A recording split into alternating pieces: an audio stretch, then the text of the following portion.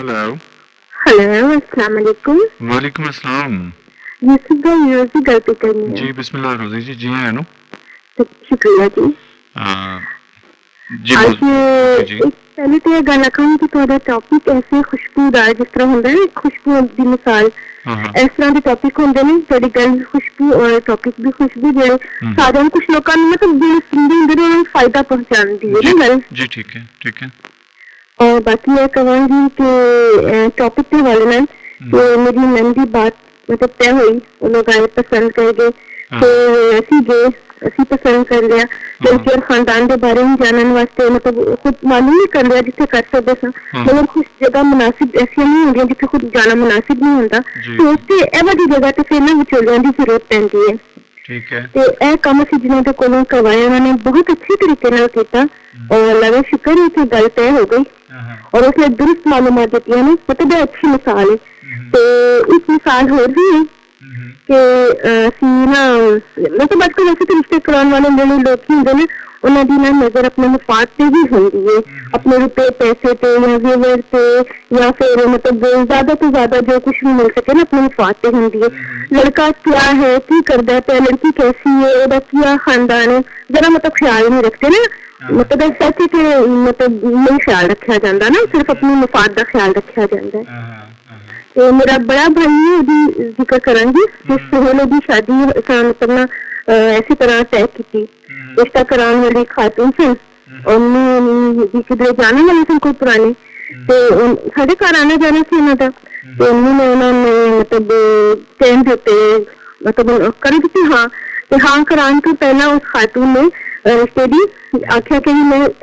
रिश्ता हो गया ना मेरे पुत्र का मेरे सुहेल का रिश्ता हो गया तो मैं सोने की कड़ी बनवा के लवा कि तेरे को तू मैंने बनवा के देनी है ਤੇ ਤੂੰ ਤੇ ਮੈਨੂੰ ਇਹ ਕਰਕੇ ਦੇਣਾ ਤੇ ਮੈਂ ਇਹ ਵਾਲੇ ਸੂਟ ਮੈਂ ਪਾਵਾਂਗੀ ਸੋਨ ਪੁੱਤਰ ਤੇਰੇ ਵਿਆਹ ਦੇ ਉੱਤੇ ਤੇ ਇਸ ਤਰ੍ਹਾਂ ਕਹਿ ਕੇ ਨਾ ਤੇ ਉਸ ਖਾਤੂਨ ਨੇ ਕਦੇ ਤੇ ਨਾ ਬਣਾ ਕੇ ਮਨੀ ਦਿੱਤੇ ਪਰ ਆ ਕੇ ਬਾਲੀਆਂ ਨੂੰ ਬਣਵਾ ਕੇ ਦਿੱਤੀਆਂ ਰੁਪਏ ਪੈਸੇ ਦਿੱਤੇ ਨਾਲ ਸੂਟ ਵਗੈਰਾ ਦਿੱਤੇ ਉਸ ਨੂੰ ਇਹਦਾ ਅਸੀਂ ਮਤਲਬ ਨਿਕਾਹ ਕਰ ਦਿੱਤਾ। ਹੁਣ ਕੀ ਜੀ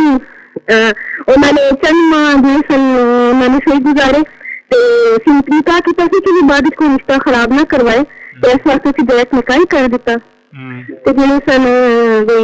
नाले आपस में रिश्तेदारी मतलब अच्छी हो जाएगी तो नाले मम्मी देखिए तो सच कहना सन तो ऐसी मम्मा ने आख्या कि चलो भाई उन्होंने एक तरह की हेल्प हो जाएगी बेफिक्री हो जाएगी माँ प्यो की तो इसी वही डायरेक्ट ना निकाह कर लेने इन्ना पहला ने फिर इत्तेफाक नाल कुड़ी मेरी छोटी भैन की कॉलेज वाली भी निकल आई मतलब नाल को कॉलेज पढ़ गया सन तो उन्होंने की किया कि चंद माह बाद ना तलाक मंगना शुरू कर दी। वजह ऐसी कि उन्होंने लड़की से रुखसत नहीं करनी असं तो सोचा कि 2 साल बाद कर देंगे रुखसत लेकिन उन्होंने नीयत विच कसूर सी मतलब वो बिल्कुल अच्छे लोग नहीं सन उन्होंने मतलब नहीं मतलब करना चाहते सन उन्होंने शायद कम ही होया कि भाई रुपया जेवर फड़िया तो मुंडे के जरिए पैसा जमा किया तो नाल ऐश किते रोज घुमाने कहना सुनील असं अज इत्थे जाना साडा भाई सानू अगर एक दिन हफ्ते लैके जांदा सी होटल तो उन्होंने रोज लैके पै जांदा है। अच्छा ते ਉਹ मतलब इस तरह ਦਾ मतलब कुछ ठीक नहीं सन लोग ਤੇ ਫਿਰ ਮਜਬੂਰਨ ਸਾਨੂੰ ਰਿਸ਼ਤਾ ਖਤਮ ਕਰਨਾ ਪਿਆ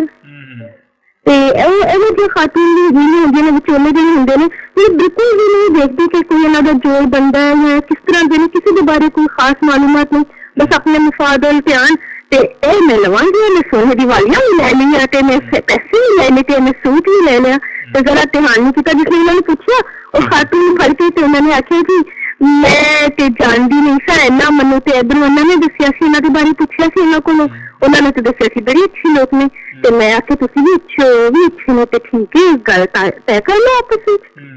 ਤੇ ਇਸ ਤਰ੍ਹਾਂ ਉਹ ਵਿਚੋਲਨ ਆਂਟੀ ਸਨ ਉਹਨਾਂ ਨੇ ਸਾਡੇ ਕੰਮ ਖਰਾਬ ਕਰ ਦਿੱਤਾ ਭਾਈ ਦਾ ਫਿਰ ਅਸੀਂ ਆਪਣੀ ਖਾਲਾ ਦੀ ਬੇਟੀ ਨਾਲ ਉਹਦੀ ਸ਼ਾਦੀ ਕਰ ਸੀ ਮਾਸ਼ਾਅੱਲਾ ਖੁਸ਼ ਹੈ ਉਹ ਠੀਕ ਠਾਕ ਆਪਣੀ ਫਾਇਲਾ ਨਾਲ ਮੇਰੀ ਭਾਬੀ ਦਾ ਅੱਛਾ ਮਾਸ਼ਾਅੱਲਾ ਜਿੰਦੇ ਵਾਸਤੇ ਰਹਿਣ ਸਲਾਮਤ ਰਹਿਣ। हाँ जी बहुत मेहरबानी बहुत सोहनी गल की तुसी। ओके जी थैंक यू अल्लाह हाफिज़। ओके अल्लाह हाफिज़।